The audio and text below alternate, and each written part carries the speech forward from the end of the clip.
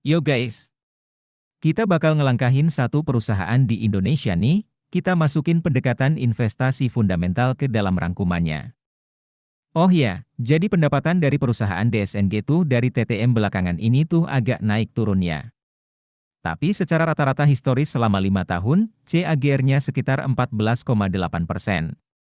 Tapi tahun lalu, pertumbuhan pendapatannya menurun sebesar 1,4% dari 9.634 miliar jadi 9.499 miliar.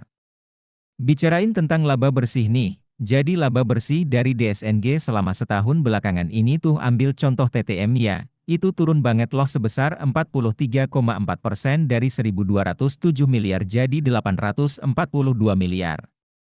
Tapi kalau lihat rata-rata CAGR-nya dalam 5 tahun, itu sekitar 14,5%. Nah, kalau kita ditinjau dari sisi profitabilitasnya, gross profit margin-nya turun dari tahun sebelumnya 32,4% jadi 26,6%. Sedangkan net profit margin-nya juga turun dari 12,5% jadi 8,9%. Berbicara mengenai return on asset dan return on equity, kita lihat dari ROA dan ROE-nya udah turun nih. ROA tahun lalu 7,9% jadi sekarang 5,2%. ROE juga turun dari 15,0% jadi 9,6%. Lumayan menurun ya. Debt to equity ratio-nya si DSNG itu konsisten, dari tahun ke tahun masih sekitar 0,6 kali. Jadi gak ada perubahan signifikan di situ. Warren Buffett skornya nih cukup rendah ya, cuma 3 poin dari total 6 poin.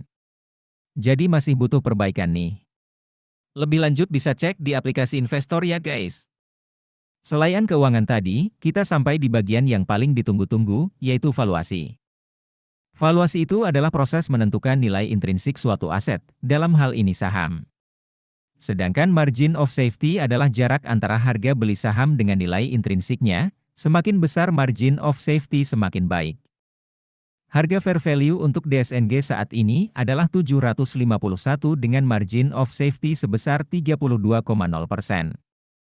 Harga fair value untuk DSNG saat ini adalah 826 dengan margin of safety sebesar 38,3%. Ya udah guys, itu tadi pembahasan kita mengenai performa keuangan dari perusahaan DSNG.